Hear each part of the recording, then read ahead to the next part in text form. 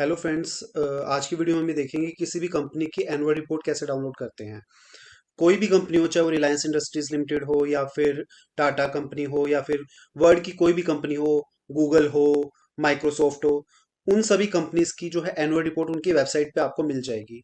क्योंकि सेबी या फिर कोई भी लिस्टेड जो है स्टॉक एक्सचेंज जो है किसी भी कंट्री में, तो उनकी मैंडेटरी रिक्वायरमेंट होती है कि हर एक कंपनी को अपनी वेबसाइट के ऊपर अपनी एनुअल रिपोर्ट देनी होती है। तो उसकी वेबसाइट, जैसे रिलायंस की वेबसाइट आप स्क्रीन पर देख रहे हैं, इसकी वेबसाइट पे जो एक इन्वेस्टर रिलेशंस करके एक आइकन होता है, उसके अंदर फाइनेंशियल रिपोर्टिंग हो सकता है। किसी में जो है डायरेक्ट एनुअल रिपोर्ट लिखा हो, इन्होंने फाइनेंशियल रिपोर्टिंग लिखा है, तो फाइनेंशियल रिपोर्टिंग में जाएंगे नीचे, तो यहाँ पे एनुअल रिपोर्ट्स आ जाएंगी।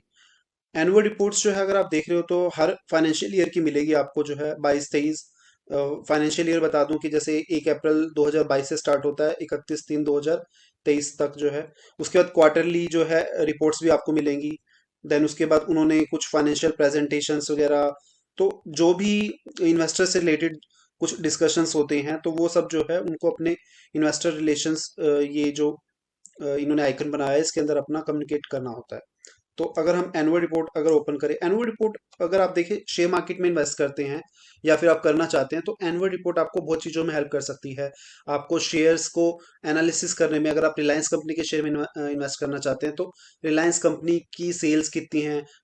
हाँ, जानता हूँ आपको जो है दूसरे डिफरेंट सोर्सेज से आपको पता चल जाएगी कि सेल्स कितनी है, लेकिन एक एनुअल रिपोर्ट को आपको पढ़ने से पता चलता है कि उसकी सेल्स की ग्रोथ कैसे हुई, उसके फ्यूचर प्लान्स क्या हैं, कंपनी की शेयर होल्डिंग पैटर्न क्या है। बिकॉज एक डिटेल्ड एनालिसिस होती है। अगर आप देखो, इसको हम डाउनलोड करते हैं, तो ये अराउंड जो है 267 पेज की रिपोर्ट है, जिसके अंदर कंपनी अपना फ्यूचर प्लान्स बताती है, उन्होंने क्या क्या मीटिंग्स की है इस साल जो है उन्होंने, और उनके फ्यूचर के क्या प्लान्स है, वो किस सेक्टर में और इन्वेस्ट करना चाहती है। तो इससे आपको फ्यूचर प्लान्स उनके पता लगते हैं। और कौन कौन इसके शेयर्स, किस किस ने इसके शेयर्स जो है एक्वायर किए हुए हैं, ये सब चीज़ें पता लगती हैं। तो इस रिपोर्ट को कैसे पढ़ते हैं, थोड़ा सा हम एक बार जानते हैं। अगर हम जैसे नीचे स्क्रॉल करें, तो इसके अंदर फर्स्ट पेज पे आप देख रहे हो कि धीरू भाई अंबानी जी की फोटो लगी हुई है। देखो, इसके अंदर जो है कंपनी ने अपनी मार्केट कैपिटलाइजेशन और अपनी सेल्स वगैरह लिखी हुई है। तो अगर आप देखोगे, इसके अंदर मार्केट कैपिटलाइजेशन 17.72 लाख करोड़, और इनकी रेवेन्यू जो है 22-23 की 9.74 लाख करोड़।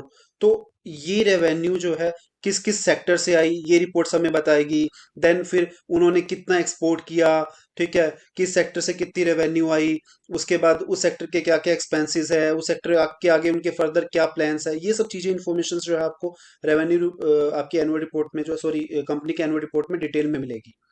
तो हम नीचे जैसे स्क्रॉल करते हैं, तो यहाँ पे आप देखेंगे कि किस किस सेक्टर से इनको जो है रेवेन्यू हुई है। तो रिटेल सेक्टर से इनको 2,60,000 की रेवेन्यू हुई है, डिजिटल सर्विसेज से इतनी रेवेन्यू हुई है, मीडिया एंड एंटरटेनमेंट से इतनी हुई है। अब आप कहोगे कि जो है डिजिटल सर्विसेज या फिर मीडिया एंड एंटरटेनमेंट, इसमें जियो वगैरह और ये सब चीज़ें इनकी, जियो स्टोर्स और ये रिलायंस स्टोर्स आ जाएंगे। लेकिन ये तो जो है रिलायंस जो है इंडस्ट्रीज की है, लेकिन मतलब ये एक डिफरेंट सेक्टर में है, इनकी एक डिफरेंट कंपनीज बनी हुई है। रिलायंस इंडस्ट्रीज लिमिटेड ने अपनी सब्सिडरीज कंपनीज बना रखी है। अगर आप ये देखोगे, जो हमने ये सेल देखी है, ये 9,74,864 की रेवेन्यू, ये कंसोलिडेटेड इसकी रेवेन्यू है। मतलब इस रिलायंस इंडस्ट्रीज ने जिस जिस कंपनीज में इन्वेस्ट किया हुआ है, उन कंपनीज से इनको कितनी कितनी रेवेन्यू मिली। लाइक अगर आप मान लीजिए, अगर आप जॉब कर रहे हैं और आपने किसी कंपनी, किसी पर्सन के साथ बिजनेस स्टार्ट किया हुआ है, जॉब से जो आपकी इनकम आ रही है वो आपकी डायरेक्ट इनकम हो गई। लेकिन अगर आपने किसी के साथ बिजनेस आप कर रहे हो, उसके अंदर आपने मान लीजिए 40% आपने शेयर होल्डिंग की हुई है, 40% आपने पैसा इन्वेस्ट कर रखा है, तो जो उधर से प्रॉफिट होगा 40% वो आपका होगा ना। तो वो सब इंक्लूड करके मेरी रेवेन्यू होगी। तो उसी तरह जैसे रिलायंस, अगर आप देखोगे कि जियो कंपनी है, जियो की जो कंपनी है उसका नाम है रिलायंस जियो इन्फोकॉम लिमिटेड। तो वो भी जो है रिलायंस की सब्सिडरी है, ठीक है, लेकिन उसके शेयर मार्केट में जो है उसके स्टॉक जो शेयर्स हैं वो लिस्टेड नहीं है रिलायंस जियो इन्फोकॉम के, लेकिन वो रिलायंस इंडस्ट्रीज की जो है सब्सिडरी कंपनी है। तभी बोलते हैं कि हम मुकेश अंबानी की जो है कंपनी है, बिकॉज मेजर शेयर होल्डिंग जो है रिलायंस के अंदर जो है वो मुकेश अंबानी जी की है। तो आप देखोगे कि डिफरेंट डिफरेंट सेक्टर से कितनी रेवेन्यू है, ये सब बता रखा है।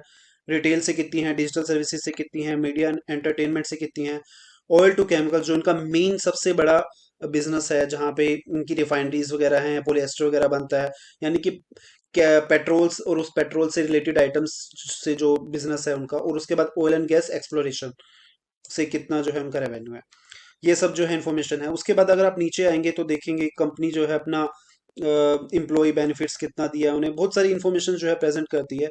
इसके अंदर नीचे जैसे उन्होंने एक रेवेन्यू को प्रेजेंट किया हुआ है। अब आप देखिए इसके अंदर फाइनेंशियल ईयर 20-21 की अगर हम रेवेन्यू देखें तो 5,39,000 थी, 21-22 की 788।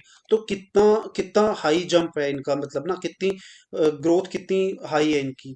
क्यों 22-23 से जो 21-22 से 22-23 की से जो इनकी ग्रोथ है वो 23.6% है। जो ईपीएस है, अर्निंग पर शेयर होता है कि मतलब जो है कंपनी पर शेयर जो है कितना जो है मतलब अर्न करके दे रही है अपने शेयर होल्डर्स को, तो 98 रुपीज है। तो अब बहुत से लोग जो है शेयर मार्केट में इन्वेस्ट करते हैं पीई रेशो के बेसिस पे। पीई रेशो बता दूं कि प्राइस अर्निंग रेशो होती है। अगर हम मार्केट प्राइस को जो है डिवाइड कर दे ईपीएस से, अभी अगर हम जैसे मार्केट प्राइस देखें कंपनी का, रिलायंस शेयर, अगर हम प्राइस चेक करें तो 2437 है। अगर हम 2437 को डिवाइड कर दे 98 यानी कि ईपीएस से, 2437 डिवाइड बाय 98, तो अराउंड 24.86 जो है इनका पीई रेशो आ जाएगी। तो पीई रेशो क्या होता है कि 1 रुपया कमाने के लिए आपको कितने रुपए इन्वेस्ट करने पड़ रहे हैं, यानी कि आपको 24 रुपए इन्वेस्ट करने पड़ रहे हैं 1 रुपया कमाने के लिए। तो किसी कंपनी का पीई रेशो जिस कंपनी का कम होता है, उस कंपनी में ज़्यादा अपॉर्चुनिटीज होती है इन्वेस्ट करने की, उसका शेयर जो है चांसेस होते हैं कि इंक्रीज होगा। आप मतलब आपको लगता है कि पीई रेशो जो है गलत है या फिर पीई रेशो हमने सही नहीं निकाली, तो अगर आप रिलायंस कंपनी का गूगल पे सर्च करेंगे पीई रेशो कितना है, तो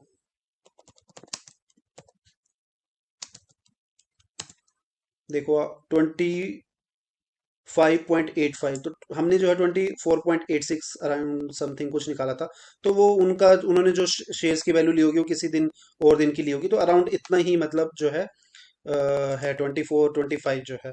तो जिस कंपनी का पीई रेशो कम होता है, उस कंपनी में ग्रोथ के, उस कंपनी में इन्वेस्ट करने के जो है से आपको ज़्यादा रिटर्न्स मिलती है। अगर एग्जाम्पल के लिए समझिए, एक पर्सन जिसने जिस कंपनी में इन्वेस्ट किया है उसका पीई रेशो है 25, और आपने जिसमें किया हुआ है 20, यानी कि आपने 20 रुपया लगा के 1 रुपया कमा रहे हो, और वो 25 रुपये लगा के 1 रुपया कमा रहा है।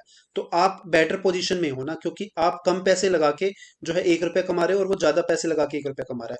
तो ऑब्वियस सी बात है, आपने एक सही कंपनी में इन्वेस्ट कर रखा है, उसकी शेयर की वैल्यू आप जाएगी। तो बहुत सारे फैक्टर्स होते हैं शेयर मार्केट में इन्वेस्ट करने के। पीई रेशो हो गई, देन फिर उसके बाद आप उसकी रेवेन्यू को चेक करते हैं, उसकी हिस्ट्री क्या है, देन उसके बाद एबिडा वगैरह चेक करना हो गया, उसका डिविडेंड कैसे, मतलब कैसे कितना पे कर रही है कंपनी। तो बहुत सारे फैक्टर्स होते हैं, ठीक है। तो वो सब फैक्टर्स जो है आप इस एनुअल रिपोर्ट से जो है निकाल सकते हैं। अगर मैंने जैसे आपको बताया कि आपकी जैसे डायरेक्ट रेवेन्यू आ रही है, तो अगर डायरेक्ट रेवेन्यू के लिए कंपनी जो है अपना एक stand alone profit and loss account देती है, जो कि पेज नंबर 163 पर है। हम 163 पेज पर नंबर पर जाते हैं डायरेक्ट, तो यहाँ पे देखोगे कि ये रिलायंस इंडस्ट्रीज लिमिटेड की रेवेन्यू है, ठीक है। तो इसके अंदर रेवेन्यू आपको दे रखी है, revenue of sales, revenue from services. Sales मतलब गुड्स को सेल करने से, सर्विसेज से कितनी है। देन उसके बाद टोटल इनकम, अदर इनकम को मिला के 5,53,020, ये रुपीस में नहीं है, ऊपर आप देखिए रुपीस इन करोड़ है, तो 5,53,020 करोड़ रुपीस। देन अब हम पेज नंबर जो है 209 पे आते हैं, जहाँ पे कंपनी की कंसोलिडेटेड रिपोर्ट दी हुई है।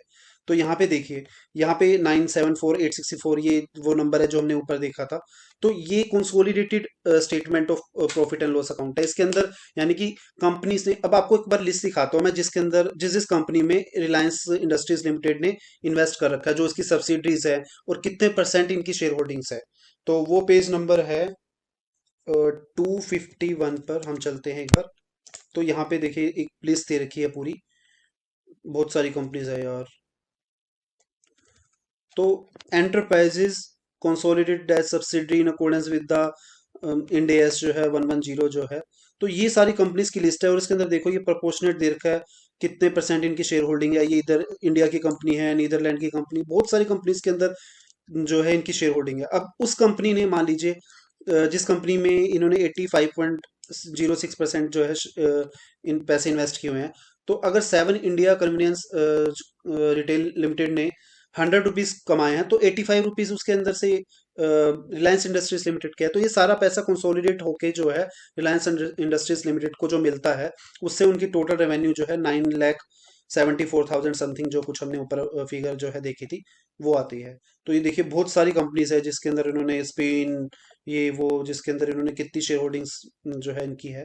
तो दोस्तों मैं बस आपको ये बताना चाह रहा हूँ कि एनुअल रिपोर्ट को आप, अगर आप शेयर मार्केट में इन्वेस्ट करते हैं, या फिर जो है अगर आप अकाउंटिंग बैकग्राउंड से हैं और आपको पता है कि एनुअल रिपोर्ट क्या है, तो आप उसको एक बार डिटेल में जरूर पढ़ें। अगर इससे क्या है कि अगर आप जैसे मान लीजिए इंडियस के बारे में जानना चाहते हैं, उनको कैसे प्रेजेंट किया जाता है, क्योंकि इसके अंदर देखो segment reporting, different different type के इंडियस को जो है कैसे जो है रिपोर्ट उनको किया जाता है, ये सब जो है दिखाया हुआ है।